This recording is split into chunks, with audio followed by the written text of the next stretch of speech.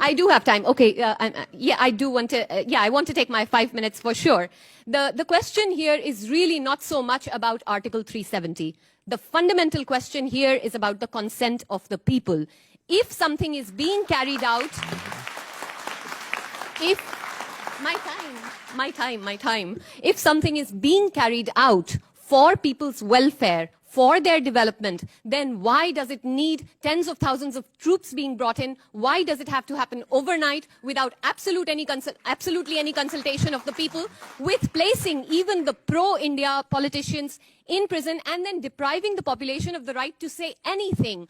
If it is for their good, then why won't anyone of them be allowed to say something about it? This is an egregious human rights violation. It goes against consent, goes against fundamental principles of dissent as they relate to democracy. And as people who are being claimed in the name of a democracy as rights-bearing individuals, this is something that they fundamentally should be allowed to do. This is arbitrary use of power with no accountability. Thank you.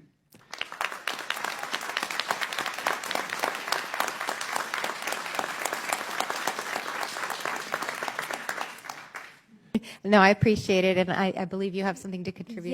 Yes, I'm actually dying to say something. So we recently, me and Atharzia, another Kashmiri, we compiled the first ever volume on women in Kashmir, entirely written by Kashmiri women scholars themselves. And the realities of it are astoundingly worrying. You know, there's the Kunan Poshpura mass rapes. There's various instances of sexual violence, the competing patriarchies of militarization and militancy that women have to face. But Kashmir is not backward when it comes to women's rights. In fact, compared to India, it has always been more progressive. In 1944, the New Kashmir Manifesto, this is important. This is important for the world to know. In 1944, the New Kashmir Manifesto actually specifically had a whole section on gender rights, which if you read today sounds progressive, and is. So Kashmiri women have always had their rights. In fact, much of what has been going on, this is a very colonial move on the part of the nation states around it, of claiming as if they are liberating Kashmiri women, as if they are mere territory. And in the aftermath of the revocation of Article 370, BJP leaders said, we are going to now marry fair Kashmiri. The first thing somebody wants, before they want human rights, they want to live. I've heard that rationale, but it still doesn't explain the lack of transparency to me. Ms. Kaul, could you address that? Yes, absolutely. There's no justification whatsoever for what they're doing, and they know that, which is why it is important for them not to let people speak.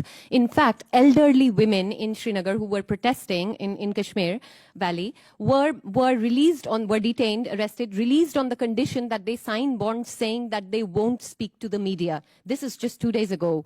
So it is fundamentally not about violent actors. It is about knowing that what is being carried out is politically and constitutionally not right, and it doesn't have the support of people. I'm sorry, let me stop you before my time runs out, because I just want to say as an observation here, and I wish we had more time for all of you to weigh in, that to me, when there isn't transparency, something is being hidden. And this is what really concerns me terribly. The Indian government has justified the repeal of Section 370, et cetera, Article 370, as somehow a major step forward for women's rights. But they've then told me that this then relates to what if a Muslim Kashmiri woman married a non-Muslim man? I don't know how. And then property rights.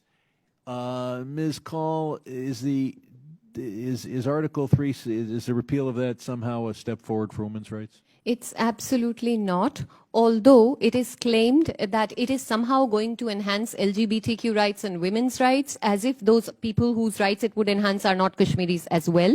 Moreover, on both of these cases, in the case of the LGBTQ rights as well as in women's rights, there are already prior judgments of the courts. I've got this here, that the Jammu and Kashmir High Court in October 2002, in a case on State and Others versus Dr. Sushila Sahni, struck down the proviso of the fact that the state subject with permanent residency law, according to which women marrying outsiders would lose their permanent status. So this was already removed in 2002, and it is a red herring to say that this is somehow going to help women's rights. Like with all of the other things, these are just instruments used to justify that, that emancipation and liberation narrative. Yeah. And Dr. Kool, you have the distinction of being both a scholar of democracy and feminism, as well as being the first Kashmiri woman ever to have a novel published in English. Would you weigh in on this particular issue of feminism yes, and women's I want rights? to speak as a politics and IR person with that hat on. So I just want to say that you're absolutely right. This, when we express concern about enforced disappearances in other parts of the world, that is precisely why we should care. Parveena Ahangar, who's the chairperson of the Association of Parents of Disappeared People, whose son was a victim of that, and she's been leading that struggle for 20 plus years. On International Day of Disappeared this year, they were not even allowed to gather and mourn, something that they've done on the 10th of every month and at the end of August. So this is an elderly woman, who has led this campaign, who's been nominated for the Nobel Prize.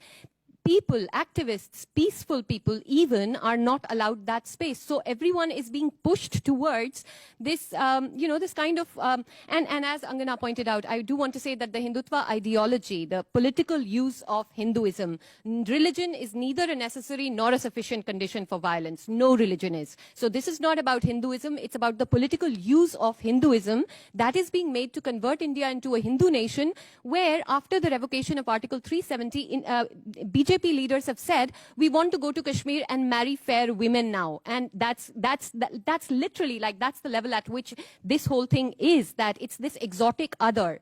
And the reason that all of this continues, the question of territorial integrity, it's really not simple. It's, yeah, the British did what they did, but we're in the world now. And as the statement says, outside your archives, the past is a prologue. The future is the story that we have to write right now.